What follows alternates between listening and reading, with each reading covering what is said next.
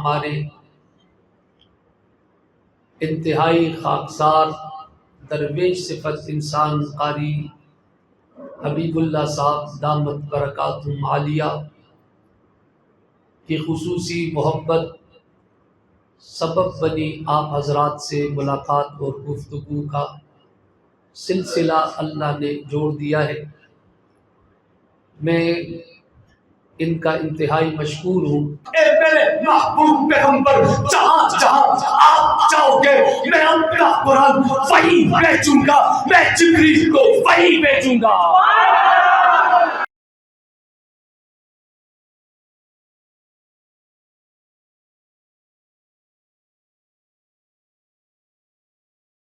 Thanks for watching. Don't forget to like, comment, share and subscribe to Maulana Habibullah Ruhani Official. اب آپ لوگوں کے سامنے انشاءاللہ تعالی شان صحابہ، دفاع صحابہ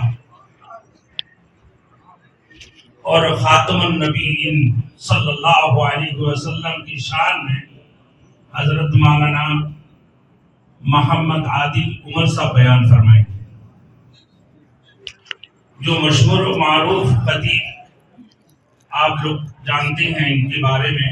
الحمدللہ صحابہ کے بارے میں بھی کھولیں گے انشاءاللہ تعالی، اور ختم النبوت اور اہل بیت کے بارے میں بھی انشاءاللہ تعالی کھول کر بیان فرمائیں گے۔ الحمدللہ وحدہ والصلاة والسلام علی من لا نبی بعدہ لا نبوة بعده ولا رسالة بعده ولا نبي بعده ولا رسول بعده ولا كتاب بعده ولا شريعة بعده ولا منصوص بعده ولا معصوم بعده ولا طريق بعده ولا سبيل بعده ولا سنة بعده ولا أمة بعده ونشهد أن لا إله إلا الله وحده لا شريك له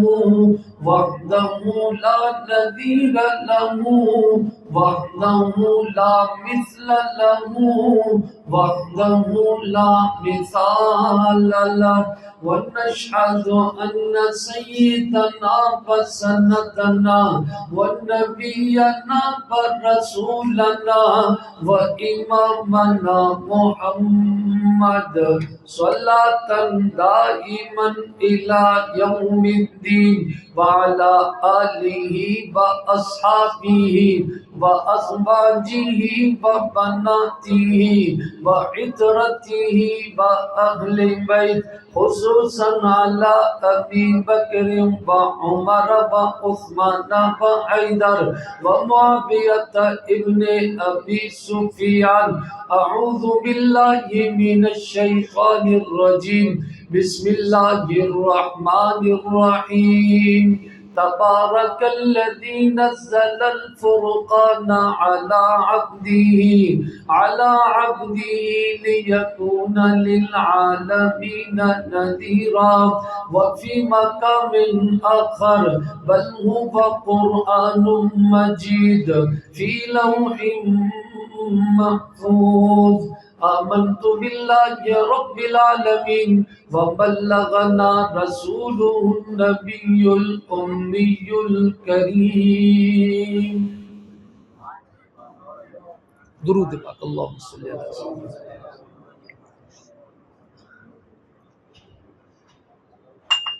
واجب التعظیم و تقریم۔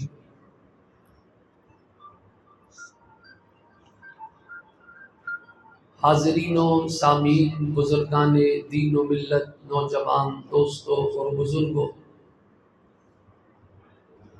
آپ حضرات کے علاقے کی جامع مسجد باب رحمت میں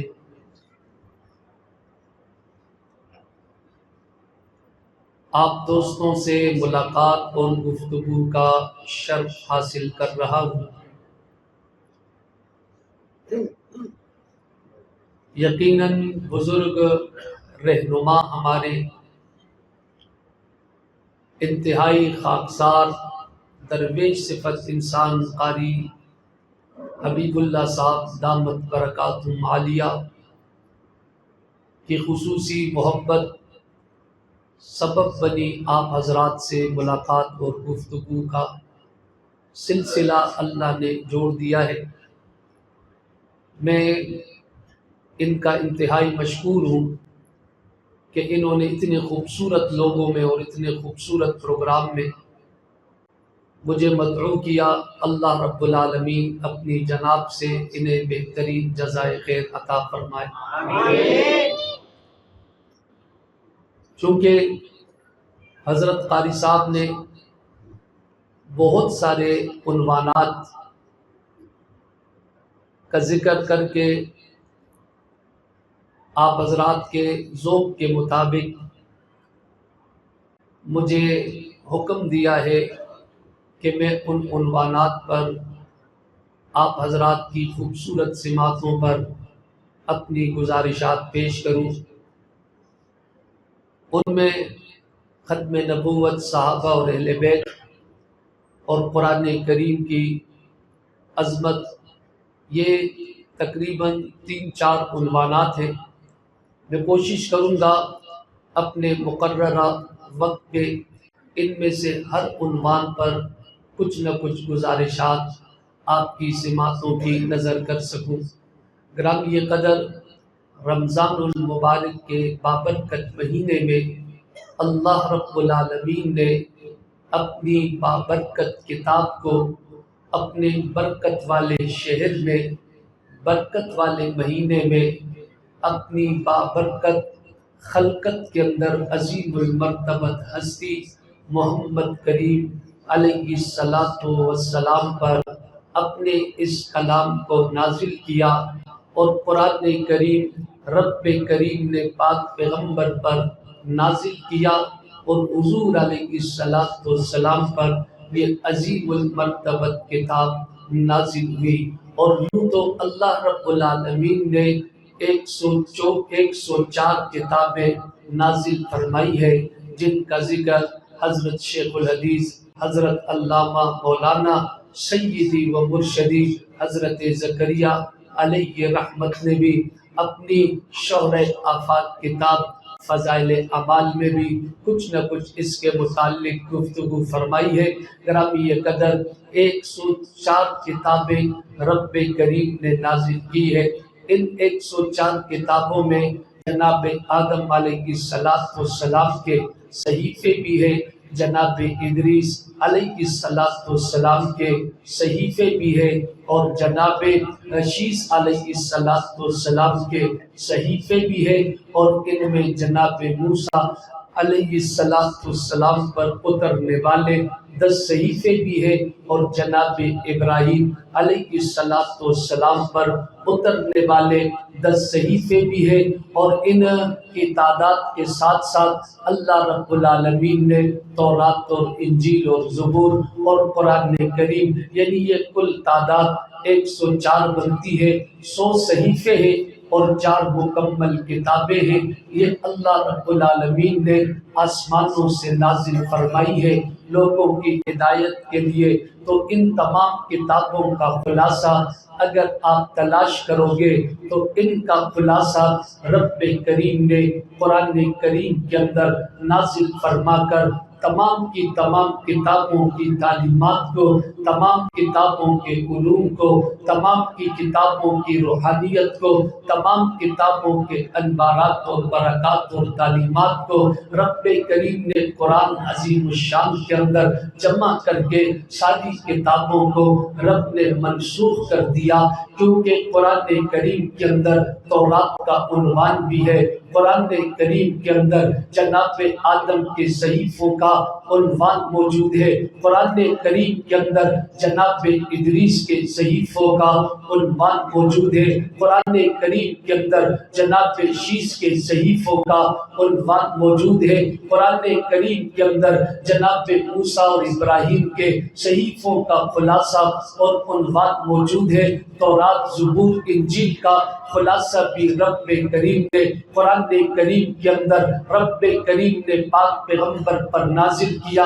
جس طرح پاک پیغمبر کی ختم نبوت کا اعلان کیا کہ آپ کے بعد نبی کوئی نہیں، آپ کے بعد رسول کوئی نہیں، آپ کی امت کے بعد امت کوئی نہیں، آپ کی شریعت کے بعد شریعت کوئی نہیں، اسی طرح آپ کی کتاب کے بعد کتاب بھی کوئی نہیں ہے، قرآن کریم کے بعد کتاب کوئی نہیں ہے، قرآن کریم کے بعد صحیفہ کوئی نہیں ہے، قرآن کریم کے بعد ہدایت کا پیغام کوئی نہیں، قرآن کریم کے بعد ہدایت کی کتاب کوئی نہیں ہے۔ یہ آخری کامل ترین کتاب ہے جسے قرآن عظیم الشان کہا جاتا ہے۔ یہ قرآن عظیم الشان پاک پیغمبر پر نازل ہوا۔ یوں تو رب کریم نے اور بھی کتابیں نازل کی ہے، لیکن قرآن عظیم الشان وہ عظیم المرتبت کتاب ہے کہ رب کریم نے اس کے نزول کا عنوان تبدیل کر دیا، انداز تبدیل کر دیا، اتارنے کے لیے رب کریم نے قانون کو تبدیل کر دیا۔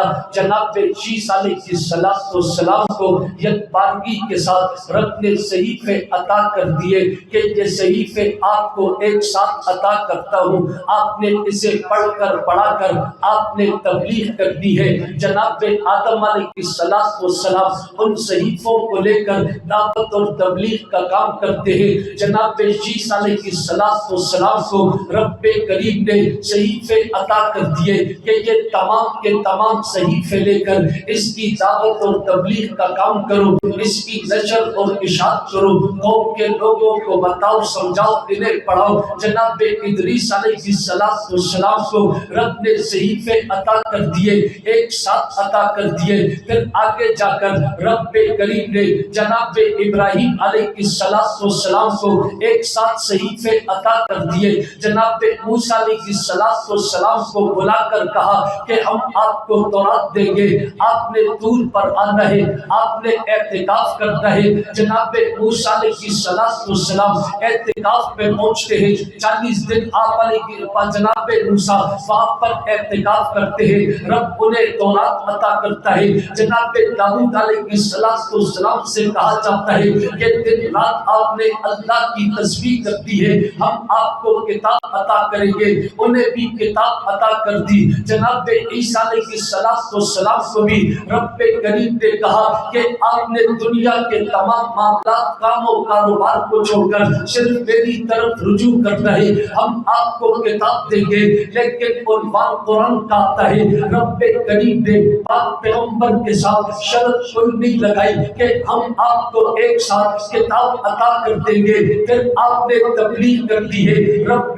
کریم نے یہ شرط بھی نہیں لگائی کہ آپ نے مکہ میں رہنا ہے، ہم آپ کو کتاب دیں گے، آپ نے اعتکاف کرنا ہے، ہم آپ کو کتاب دیں گے، آپ نے داؤد کی طرح صبح اور شام میری تسبیح کرتی ہے، ہم آپ کو کتاب دیں گے۔ جناب عیسیٰ کی طرح تمام دنیا کے معاملات آپ نے ترک کرتے ہیں، ہم آپ کو کتاب دیں گے۔ بلکہ رب کریم قرآن کا عنوان یوں قائم کرتا ہے کہ پاک پیغمبر کے لیے مکان کی شرط کوئی نہیں، پاک پیغمبر کے لیے جگہ کی شرط کوئی نہیں، پاک پیغمبر کے لیے علاقے کی شرط کوئی نہیں، پاک پیغمبر کے لیے زمانے کی شرط کوئی نہیں۔ میرا نبی مکہ پہ ہے، رب قرآن اتارتا ہے، پیغمبر غار کے اندر ہے، رب قرآن اتارتا ہے، پیغمبر غار ہرا کے اندر ہے، رب قرآن بیچتا ہے، پیغمبر غار زور کے اندر ہے، رب قرآن بیچتا ہے، پیغمبر مکہ کے اندر ہے، رب قرآن بیچتا ہے، پیغمبر مکہ کی گلیوں میں، رب قرآن بیچتا ہے، پیغمبر بیت اللہ کے اندر، رب قرآن بیچتا ہے، پیغمبر دعوت کے کام میں، رب قرآن بیچتا ہے، پیغمبر بدر جاتے ہیں، رب قرآن بھیجتا ہے پیغمبر پہنچ جاتے ہیں، رب قرآن بھیجتا ہے پیغمبر سفر پہ جاتے ہیں، رب قرآن بھیجتا ہے پیغمبر حضرت پہ ہوتے ہیں، رب قرآن بھیجتا ہے پیغمبر سواری پر ہوتے ہیں، رب قرآن بھیجتا ہے پیغمبر گھر کے اندر ہوتے ہیں، رب قرآن بھیجتا ہے پیغمبر مدینہ کے اندر، رب قرآن بھیجتا ہے پیغمبر بازار کے اندر، رب قرآن بھیجتا ہے پیغمبر ممبر کے اندر، رب قرآن بھیجتا ہے پیغمبر مسجد کے اندر، رب قرآن بھیجتا ہے پیغمبر دن کے اجالے میں، رب قرآن بھیجتا ہے پیغمبر رات کی تاریکی میں، رب قرآن بھیجتا ہے پیغمبر معراج کے سفر پر، رب قرآن بھیجتا ہے پیغمبر صحابہ کے ساتھ، رب قرآن بھیجتا ہے پیغمبر اہل بیت کے ساتھ، رب قرآن بھیجتا ہے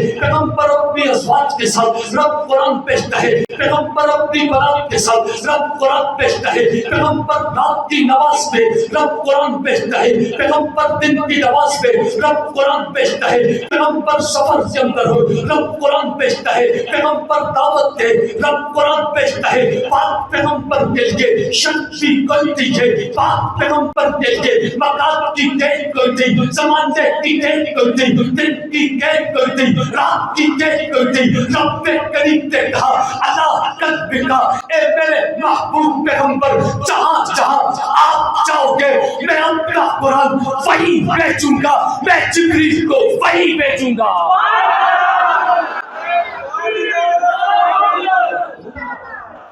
جہاں جہاں آپ جاؤ گے ہم یہ نہیں کہیں گے کہ آپ طور پہ آ جاؤ تو کتاب دیں گے، یہ نہیں کہیں گے، بلکہ محبوبہ جہاں جہاں جاؤ گے ہمارا قرآن وہی وہی آپ پر نازل ہوگا۔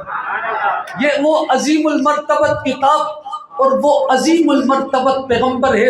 گرامی قدر حاضرین اور سامعین، اس قرآن عظیم الشان کو رب کریم نے پاک پیغمبر پر اس عظیم الشان کتاب کو رب نے نازل کیا۔ اللہ قلب کا آپ کے دل انور پر راضی نازل کرتے ہیں۔ میں سوال کرتا ہوں، رب قرآن کریم کے اندر کہتا ہے انا عرضنا الامانۃ علی السماوات والارض، اپنی امانت کو ہم نے آسمانوں پر پیش کیا، زمینوں پر پیش کیا، پہاڑوں پر پیش کیا، وہ انکار کر رہے ہیں۔ رب ہم قرآن کے جلال کے سامنے، قرآن کی عظمت کے سامنے، قرآن کے علوم کے سامنے، قرآن کریم کے وزن کے سامنے ہمارے اندر طاقت نہیں ہے کہ قرآن کے بوجھ کو اٹھا سکے، قرآن کریم کی ثقت کو برداشت کر سکے، اس کے انوارات کو برداشت کر سکے۔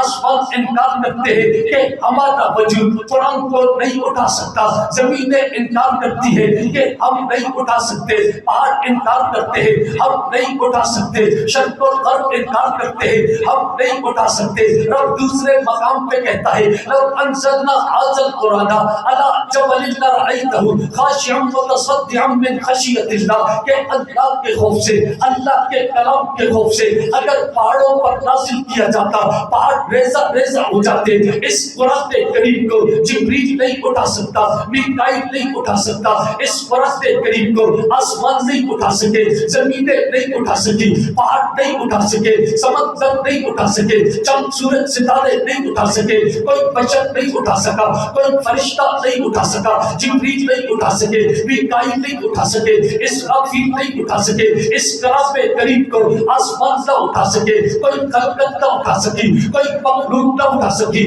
پھر سوال پیدا ہوتا ہے رب کریم اس کا مستقبل کیا ہوگا، یہ کہاں پہ اترے گا، یہ کہاں پہ نازل ہوگا، اسے کون اٹھائے گا، اسے کون برداشت کرے گا، اسے کون اپنے سینے کے اندر اتارتا چلا جائے گا۔ رب کریم اس سوال کا جواب دیتے ہوئے کہتے ہیں اللہ قلب کا کائنات کے اندر محمد کریم کا سیدھا وہ سیدھا ہے، محمد کریم کا وجود وہ وجود ہے، محمد کریم کا دل انور وہ ہے کہ جو میری کتاب کو اٹھاتا چلا جائے گا، میرے قرآن کو اٹھاتا چلا جائے گا، میرے انوارات کو اٹھاتا چلا جائے گا، بساتا چلا جائے گا۔ کائنات کے اندر قرآن کے سامنے کوئی مخلوق نہیں کر سکی۔ ایک ہی ذات تھی وہ محمد کی تھی، ایک ہی وجود تھا وہ محمد کا تھا، ایک ہی دل تھا وہ محمد کا تھا، ایک ہی سیدھا تھا وہ محمد کا تھا۔ قرآن کریم بھی بے مثال ہے، محمد کی ذات بھی بے مثال ہے، قرآن کی طرح بھی کوئی نہیں ہے، محمد کی کی طرح بھی کوئی نہیں ہے. قرآن بھی اپنی یکایت کے اندر یکتا ہے, محمد بھی یکتا ہے, قرآن بھی بے مثال ہے, محمد بھی بے مثال ہے. قرآن بھی میں مثال ہے, حضور کا سینہ بھی میں مثال ہے. حضور کے سینے کے علاوہ اس کو کوئی نہیں اٹھا سکے. اللہ, آپ کہو گے جناب قرآن کریم کے اٹھانے میں کیا مسئلہ ہے؟ کیا مسئلہ ہے؟ مسئلہ بتا دوں. ایسے چو فون کرے, ایسے چو, قرآن اللہ کا کلام ہے, ایسے چو کا کلام تھانے آ جاؤ, اس کی اتنی سی بات آپ نہیں اٹھا سکتے, بٹ پریشر کم ہو جاتا. آپ کی طرح انسان ہے, آپ کی طرح کمزور ہے, کیا ہوا آج اس کے پاس سیٹ ہے. پھر ڈی ایس پی, پھر ایس پی فون کرے, ان کے کلام کا وزن آپ کا وجود نہیں اٹھا سکتا. پھر اللہ کے کلام کا وزن آسمان کس طرح اٹھا سکتا تھا, زمینیں کس طرح اٹھا سکتی تھی, پہاڑ کس طرح اٹھا سکتے تھے. محمد کا دل تھا جس نے قرآن کے نور کو اٹھا بھی لیا, دل کے اندر بسا بھی لیا. یہ محمد کریم کا دل انور ہے, یہ پاک پیغمبر کا سینہ انور ہے, جس نے اللہ کے کلام کے اس وزن کو اٹھایا. ایسے چو کا وزن میں اور آپ نہیں اٹھا سکتے. اللہ کا کلام ہے جس نے زمین, آسمان, چاند, سورج, ستارے سب کو بنایا, اس کے کلام میں کتنا وزن ہوگا. اس لیے تو آسمانوں نے کہا انا ارزنا الامانۃ علی السماوات والارض والجبال فابین ان یحملنها واشفقن منها فحملها الانسان. آسمانوں نے کہا ہم نہیں اٹھا سکتے, ہم میں اتنی طاقت نہیں ہے, ہم تو مخلوق ہے. آپ کا کلام تو آپ کی صفت ہے, آپ کا کلام تو آپ کا علم ہے, آپ کا کلام تو آپ کا نور ہے, ہم تو مخلوق ہے, چھوٹی سی مخلوق ہے. زمینوں نے کہا ہم بھی نہیں اٹھا سکتے, پہاڑوں نے کہا ہم نہیں اٹھا سکتے. اس کلام کو اٹھانے والی محمد کریم کی ذات بابرکت ہے, محمد کریم کی نبوت ہے, پاک پیغمبر کی ختم نبوت ہے, پاک پیغمبر کی رسالت ہے, پاک پیغمبر کی ختم الرسل کا اعزاز ہے کہ پاک پیغمبر نے رب کے قرآن کو دل کے اندر بسا بھی لیا, دل کے اندر محفوظ بھی کر دیا. پھر پاک پیغمبر کے دل انور سے یہ کتاب جن کے دلوں کے اندر براہ راست پہنچتی ہے, ان دلوں کو صحابہ کے دل کہا جاتا ہے, صحابہ کے سینے کہا جاتا ہے. اس لیے اللہ نے قرآن کریم کے ساتھ حضور کو تمام انبیاء کا سردار بنا دیا, اور حضور کے دل سے قرآن صحابہ کے دلوں میں پہنچا.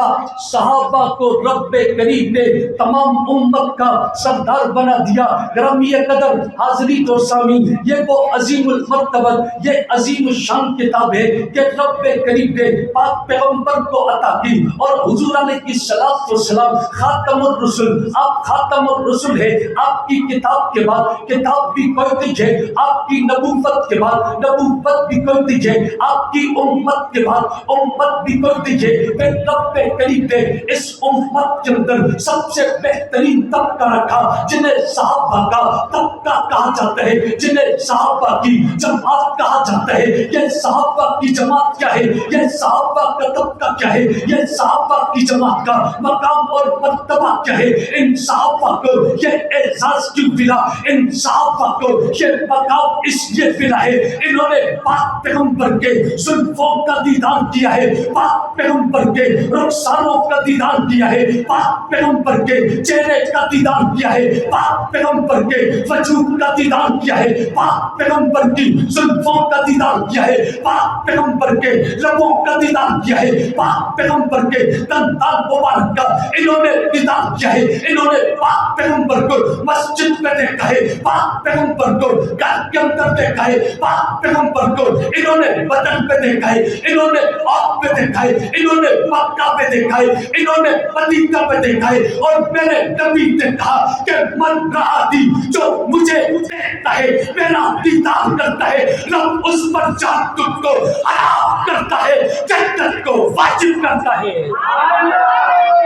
صحابہ وہ ہیں جنہوں نے حضور کے حسن و جمال کو دیکھا ہے، اور حضور نے فرمایا جس نے مجھے دیکھا اللہ اس پر جہنم کو حرام کر دیتا ہے۔ پھر صحابہ کا طبقہ آپ دیکھیں کہ صحابہ کرام، یہ کل جماعت کو صحابہ کہتے ہیں۔ ان صحابہ کے اندر مرد بھی شامل ہے، عورتیں بھی شامل ہیں۔ پھر ان صحابہ کی جماعت کی تقسیم ہے، ان صحابہ کی جماعت کی تقسیم ہے جس طرح اس پورے کے پورے الحمدللہ حال کے اندر ہم سب مسلمان ہیں۔ پھر مسلمانوں میں تقسیم ہے کہ جناب قاضی صاحب ہے، یہ امام صاحب ہے، یہ خطیب صاحب ہے، یہ حاجی صاحب ہے تو سارے مسلمان، لیکن ایک ایک صفت کی وجہ سے وہ نام دیا جاتا ہے۔ اسی طرح پاک پیغمبر کا ایمان کی حالت میں جنہوں نے دیدار کیا ہے سب صحابہ ہے۔ پھر صحابہ کی تقسیم ہے کہ جنہوں نے ہجرت کی ہے ان کو مہاجرین کہا جاتا ہے، جنہوں نے نصرت کی ہے انہیں انصار کہا جاتا ہے، جو پیغمبر کی بیویاں ہے انہیں پیغمبر کی ازواج کہا جاتا ہے، انہیں پیغمبر کا گھرانہ کہا جاتا ہے، انہیں پیغمبر کے اہل بیت کہا جاتا ہے۔ پھر اہل بیت کے اندر تقسیم یوں ہے کہ پاک پیغمبر کی ازواج بھی اہل بیت ہے، پاک پیغمبر کی بیویاں اہل بیت ہے، پھر پاک پیغمبر کی اولاد اہل بیت ہے، پھر پاک پیغمبر کی بیٹیاں اہل بیت ہے، پھر پاک پیغمبر کے ساتھ پاک پیغمبر کے ساتھ پاک پیغمبر کے ساتھ حضرت علی بھی اہل بیت کے اندر ہے، حضرت حسن بھی اہل بیت کے اندر ہے، حضرت حسین بھی اہل بیت کے اندر ہے، حضرت فاطمہ بھی اہل بیت کے اندر ہے۔ اہل بیت کے اندر اگر سلسلہ کھولتے چلے جاؤ تو سب سے پہلے پاک پیغمبر کی بیویاں اہل بیت کے اندر ہے، پیغمبر کی بیٹیاں اہل بیت کے اندر ہے، پیغمبر کے نواسے اہل بیت کے اندر ہے، پیغمبر کی بیٹی فاطمہ اہل بیت کے اندر ہے، پیغمبر کا داماد حضرت علی اہل بیت کے اندر ہے، پیغمبر کا نواسا حضرت حسن اہل بیت کے اندر ہے، پیغمبر کا دوسرا نواسا حضرت حسین اہل بیت کے اندر ہے، پیغمبر کا داماد حضرت عثمان بھی اہل بیت کے اندر ہے، حضرت عثمان کی اولاد جو پیغمبر کی نواسی یا پیغمبر کے نواسے ہے وہ بھی اہل بیت کے اندر ہے۔ پھر صحابہ کی تقسیم کرتے چلے جاؤ گے، پھر تمہیں خلفائے راشدین کی فہرست ملے گی، جن خلفاء کے اندر ابو بکر ملے گا، جن خلفاء پہ حضرت عمر ملے گا، جن خلفاء پہ حضرت عثمان ملے گا، جن خلفاء پہ حضرت علی ملے گا۔ پھر تقسیم کرتے چلے جاؤ، صحابہ کے اندر تمہیں بدل والے ملیں گے، صحابہ کے اندر تمہیں اور والے ملیں گے، صحابہ کے اندر تمہیں وہ ملیں گے جنہوں نے پاک پیغمبر کے ساتھ قبلے کی تعویذ کے اندر انہوں نے منہ پھیر دیا تھا قبلے کی طرف، پاک پیغمبر کی اقتدا کے اندر جسے اشرا و بشرا صحابہ کہتے ہیں۔ یہ تمام کے تمام پیغمبر کی جماعت ہے، یہ تمام کے تمام پیغمبر کے شاگرد ہیں، یہ تمام کے تمام پیغمبر کے صحابہ ہیں۔ یہ تقسیم اللہ رب العالمین نے ان کے درجات کے لیے کی ہے، مراتب کے لیے کی ہے کہ یہ اہل بیت ہے، یہ انصار ہے، یہ مہاجرین ہے، یہ خلفائے راشدین ہے۔ فقط کا پاک پیغمبر کا ہر ایک صحابی قابل احترام ہے، ہر ایک صحابی قابل عزت ہے، ہر ایک صحابی جنتی ہے، ہر ایک صحابی بیان حق ہے، ہر ایک صحابی پاک پیغمبر کا جانشین ہے، پاک پیغمبر کا وفادار ہے۔ یہ کتنے وفادار ہیں اور یہ کتنے عظیم المرتبت ہے۔ حضور فرماتے ہیں میرا صحابی ایک مٹھی آٹا اللہ کے راستے میں صدقہ کرے، یا بعض روایت میں ایک سیر 1 کلو آٹا صدقہ کرے، بعد میں آنے والے لوگ بہت پہاڑ جتنا سونا بھی خرچ کریں گے، میرے صحابی کی ایک مٹھی کا مقابلہ نہیں کر سکتے۔ میرے صحابہ کی ایک مٹھی کا مقابلہ نہیں کر سکتے۔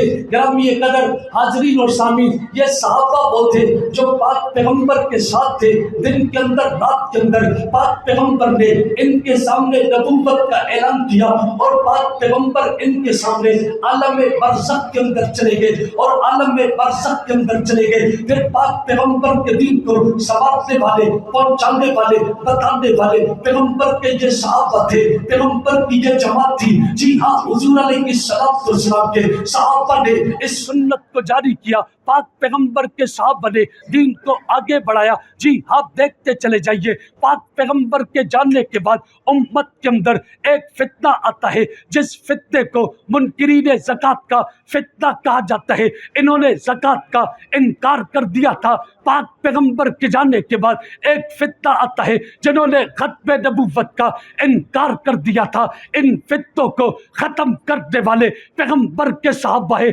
پاک پیغمبر کے دین کو مستحکم کرنے والے پیغمبر کے صحابہ ہیں، پاک پیغمبر کی سنت کو جاری کرنے والے پیغمبر کے صحابہ ہیں، پاک پیغمبر کی دین کی تبلیغ کرنے والے پیغمبر کے صحابہ ہیں، پاک پیغمبر کے دین کو شرق سے لے کر غرب تک، شمال سے لے کر جنوب تک ساری دنیا کے اندر پھیلانے والے پاک پیغمبر کے پاک صحابہ ہیں، پاک پیغمبر کے پاک جانشین ہیں، پاک پیغمبر کے پاک وفادار ہیں، پاک پیغمبر کے تربیت یافتہ ہیں، پاک پیغمبر کے جانشین صحابہ ہیں۔ جانے صحابہ، امت صحابہ، آئے صحابہ، اسے صحابہ، تکبیر۔ پھر اگلی بات آپ دیکھیں کہ حضور علیہ السلام کے دین کو جاری کرنے والے اور اس دین کی اشاعت کرنے والے پیغمبر کے صحابہ ہیں، اور صحابہ اکرام نے حضور علیہ السلام کی ایک ایک ادا کو، ایک ایک سنت کو جاری کیا۔ ان اداؤں، ان سنتوں کے اندر ایک سنت تراویح کی نماز تھی، جو آپ حضرات نے بڑے ذوق اور شوق کے ساتھ پڑھی ہے۔ تراویح کی نماز آقا کی سنت تھی، آپ نے ذوق کے ساتھ، آپ نے شوق کے ساتھ اس سنت کو ادا کیا ہے۔ میں بات آگے لے جانا چاہتا ہوں، یہ بڑی بہترین سنت تھی، آپ لوگوں نے ادا کی، آپ لوگوں نے اس میں قرآن کریم پڑھا، قرآن کریم کا ختم کیا، یہ آقا کی سنت تھی، آپ لوگوں نے اس سنت پر عمل کیا، اور اس سنت کو صحابہ نے جاری کیا۔ وہ کس طرح جاری کیا؟ اللہ کا نبی گھر کے اندر ہوتے ہیں، گھر سے باہر نکلتے ہیں، مسجد نبوی کے اندر آپ تراویح کی نماز پڑھاتے ہیں، نماز تراویح پڑھا کر پیچھے صحابہ کی صفیں لگ جاتی ہے، پیغمبر نماز تراویح پڑھاتا ہے، پڑھانے کے بعد پیغمبر گھر چلے جاتے ہیں، اگلا دن ہوتا ہے، پاک پیغمبر پھر نکلتے ہیں اور صحابہ کو نماز تراویح پڑھاتے ہیں، جسے قیام اللیل کہا جاتا ہے، جسے تراویح کی نماز کہا جاتا ہے۔ پیغمبر پڑھاتے ہیں، صحابہ صفوں کے اندر کھڑے ہو جاتے ہیں، پیغمبر تیسرے دن پھر گھر سے باہر نکلتے ہیں، صحابہ کو نماز پڑھاتے ہیں، تراویح کی نماز پڑھاتے ہیں، صحابہ پیچھے کھڑے ہو کر پاک پیغمبر کے پیچھے تراویح کی نماز پڑھتے ہیں۔ چوتھا دن آتا ہے، صحابہ پھر جمع ہو جاتے ہیں، انتظار کے اندر ہوتے ہیں، آقا باہر نکل کر ہمیں پھر قیام اللیل اور نماز پڑھائیں گے، ہمیں تراویح کی نماز آقا پڑھائیں گے۔ پاک پیغمبر گھر سے نکلتے دیکھے، اور حضور علیہ السلام صبح کے وقت آتے ہیں اور صحابہ سے کہتے ہیں کہ تمہارے آمد کو ہم نے محسوس کر دیا تھا، لیکن میں خود باہر نہیں نکلا، میں خود نماز کے لیے مسجد نہیں آیا۔ پاک پیغمبر نے کہا میں اس لیے نہیں آیا تاکہ تمہارے اوپر مشکل نہ ہو، میں اس لیے نہیں آیا کیا تاکہ تمہارے لیے پریشانی نہ ہو۔ آقا کیا پریشانی نہ ہو؟ تاکہ قریب تھا اللہ تراویح کی نماز کو فرض کر دیتا۔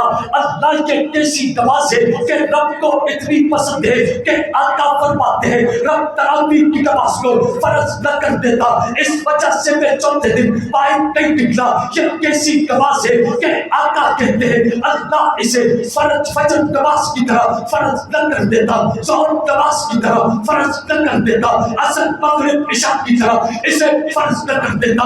آقا نے کہا میں نے تمہاری آسانی کے لیے چوتھے دن اس لیے نہیں آیا تاکہ یہ نماز امت کے اوپر فرض نہ ہو جائے. جی ہاں، بعض لوگ کہتے ہیں تراویح کی نماز سنت نماز ہے، یہ وہ نماز ہے کہ آقا کہتے ہیں کہ آپ کو یہ نماز اتنی پسند ہے کہ امت کے اوپر فرض نہ کر دے. میں نے امت کی آسانی کے لیے اس نماز کو ترک کر دیا تھا، فقط اس نماز کو فرض کر دیتا. یہ کوئی معمولی نماز نہیں ہے، یہ اللہ کی محبوب ترین نماز ہے، یہ آقا کی محبوب ترین نماز ہے. لیکن حضور کو اپنی امت پر شفقت، آپ شفیق تھے تاکہ امت پر مشکل نہ ہو، اس لیے چوتھے دن آقا نہیں نکلے، وجہ فرض نہ ہو جائے. آقا دنیا سے عالم برزخ کے اندر چلے گئے. حضرت ابو بکر صدیق کا دور جہاد کا دور تھا، ہر طرف فتنے تھے. یہاں پر منکرین زکوٰۃ کا فتنہ، وہاں پر ختم نبوت کے منکروں کا فتنہ، وہاں پر جا کر روم کا فتنہ، وہاں پر فارس کا فتنہ. ابو بکر صدیق نے 2 سال کے اندر ان فتنوں کا مقابلہ کیا. پھر آگے جا کر دور عمر آتا ہے، جس دور عمر کے اندر اسلام مستحکم ہوتا ہے، مضبوط ہوتا ہے، روم کو شکست ہوتی ہے، فارس کو شکست ہوتی ہے. پھر حضرت عمر ابی ابن کعب سے کہتے ہیں کہ پاک پیغمبر کے مصلی پہ کھڑے ہو کر پیغمبر کی مسجد کے اندر، مسجد نبوی کے اندر صحابہ کو تراویح کی نماز پڑھاؤ. جی ہاں، حضرت عمر حکم دیتے ہیں. حضرت ابی ابن کعب وہ نماز تراویح پڑھاتے ہیں. کہنے والا اعتراض کرتا ہے کہ تراویح کی نماز حضرت عمر کی ایجاد ہے. میں نے کہا تیرے پاس علم نہیں ہے، تیرے پاس عقل نہیں ہے، تیرے پاس شعور نہیں ہے، تم حدیث کو سمجھتا نہیں ہے. یہ تراویح کی نماز عمر کی ایجاد نہیں ہے، بلکہ تراویح کی نماز اللہ کے محبوب کی سنت ہے. تراویح کی نماز اللہ کی پسندیدہ نماز ہے. پاک پیغمبر نے اس لیے چھوڑ دیا تھا امت کے اوپر فرض نہ ہو جائے. میرے عمر نے پاک پیغمبر کی اس رکی ہوئی ادا کو جاری کر دیا، رکی ہوئی سنت کو جاری کر دیا. حضرت عمر نے آقا کے طریقے کو جاری کیا. آقا نے اس لیے روکا تھا فرض نہ ہو جائے، چونکہ حضور عالم برزخ میں چلے گئے، اب فرضیت کا ڈر ختم. حضرت عمر نے آقا کی رکی ہوئی سنت کو پھر جاری کیا، اور حضور نے فرمایا جو میری ایک سنت کو زندہ کرے گا اللہ 100 شہیدوں کا ثواب دے گا.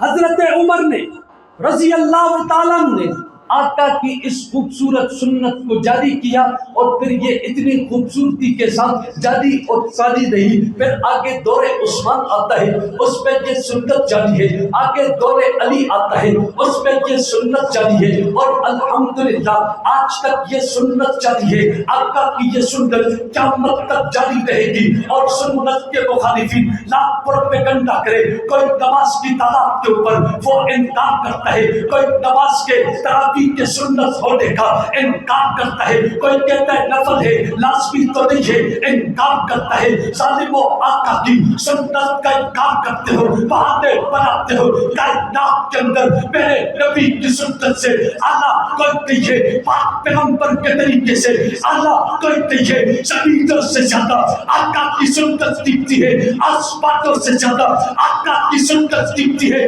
رب ذوالجلال کی قسم، آقا کی ایک سنت ساری کائنات سے قیمتی بھی ہے، ساری کائنات سے عظیم بھی ہے. اس سنت کو حضور کا یار عمر بن الخطاب جاری کرتا ہے، جو سنت رک چکی تھی. گرامی قدر حاضرین اور سامعین، پھر اگلی بات یہ ہے کہ حضرت عمر رضی اللہ تعالیٰ عنہ آقا کی سنت کو جاری کرتے ہیں اور امت کو بتاتے ہیں یہ محبوب کی سنت تھی، اس سنت کے اوپر میں نے اور آپ نے عمل کرتا ہے. گرامی قدر حاضرین اور سامعین، پھر آگے جا کر یہ سنت صرف حضرت عمر تک نہیں بلکہ عثمان تک اور حضرت علی تک اور آج تک یہ جاری نہیں. اور حضرت علی مرتضیٰ رضی اللہ تعالیٰ عنہ کا تو انداز یہ تھا، آپ عشاء کے فرض نماز پڑھاتے تھے، پھر آپ کسی کو آگے تراویح کے لیے کھڑا کرتے تھے، وہ تراویح پڑھاتا تھا، پھر وتر کے لیے حضرت علی خود آگے ہو جاتے تھے. یہ طریقہ تھا اہل بیت پہ حضرت علی کا، یہ طریقہ تھا حضرت حسن کا، یہ طریقہ تھا حضرت حسین کا، یہ طریقہ تھا 12 اماموں کا، یہ طریقہ تھا پیغمبر کے صحابہ کا، یہ طریقہ تھا پیغمبر کے اہل بیت کا. کیونکہ اہل بیت بھی قرآن والے ہیں، صحابہ بھی قرآن والے ہیں، تراویح کو ماننے والے بھی قرآن والے ہیں. جن کے پاس قرآن نہیں ہے وہ اہل بیت والے نہیں ہو سکتے، جن کے پاس تراویح نہیں ہے وہ اہل بیت والے نہیں ہو سکتے، جن کے پاس تراویح نہیں ہے وہ پاک پیغمبر کے ساتھ عقیدت اور محبت کا رشتہ نہیں جوڑ سکتے. کیونکہ تراویح آقا کی سنت ہے اور قرآن پڑھنا آقا کی سنت ہے. کیونکہ تراویح صحابہ کی سنت ہے، قرآن کا پڑھنا صحابہ کی سنت ہے. کیونکہ تراویح اہل بیت کی سنت ہے، قرآن کا پڑھنا اہل بیت کی سنت ہے. اور حضور نے فرمایا میں تمہارے درمیان 2 چیزیں چھوڑ کے جا رہا ہوں، ایک قرآن اور ایک سنت. اور ایک روایت میں قرآن اور اہل بیت، اطرت، اپنے اہل بیت چھوڑ کے جا رہا ہوں، قرآن چھوڑ کے جا رہا ہوں، اہل بیت چھوڑ کے جا رہا ہوں. توجہ ہے جی، قرآن چھوڑ کے جا رہا ہوں، اہل بیت چھوڑ کے جا رہا ہوں. آپ دیکھ لو جن کے پاس قرآن کے حافظ ہیں اہل بیت بھی وہی نظر آئیں گے. حضور نے کہا 2 چیزیں چھوڑ کے جا رہا ہوں، ان دونوں کو پکڑو گے گمراہ نہیں ہو سکتے. الحمدللہ قرآن بھی یہاں پر ہے، اہل بیت سے عقیدت اور محبت بھی یہاں پر ہے، قرآن بھی یہاں پر ہے، تراویح بھی یہاں پر ہے، قرآن بھی یہاں پر ہے، ختم قرآن بھی یہاں پر ہے. میں آپ حضرات کو مبارکباد دوں گا کہ آپ نے آقا کی اس عظیم الشان سنت کو مکمل کیا اور تراویح کے اندر آپ نے اللہ کی کتاب قرآن کریم کو آپ نے سنا، آپ نے سماعت فرمایا. رب کریم ان گزارشات پر مجھے اور آپ کو عمل کرنے کی توفیق عطا فرمائے. وما علینا الا البلاغ المبین.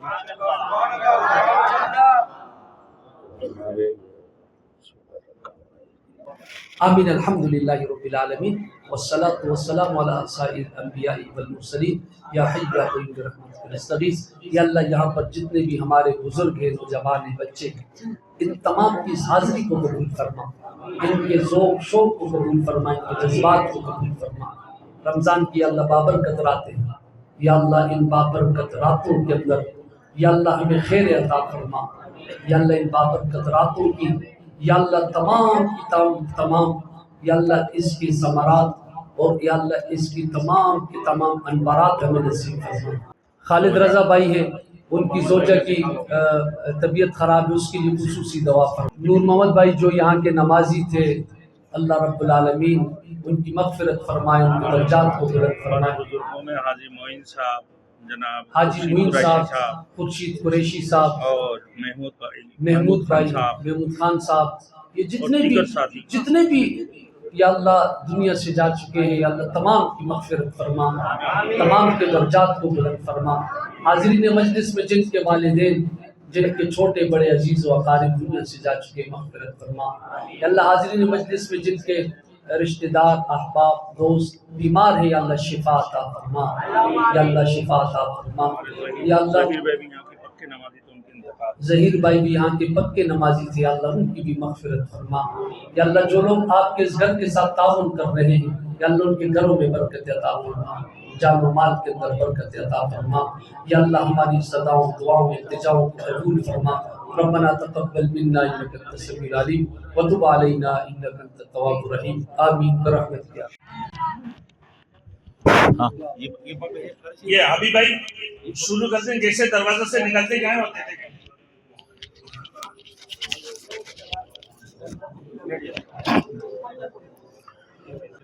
الصبح بدا من طلعته والليل دجى من وفراته الله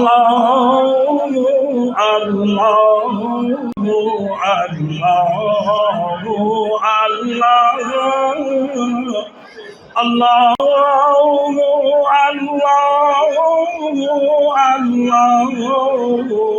الله فقر الرسول فضلا وعلا أهدى السبل لضلالته الله الله الله الله الله الله الله الله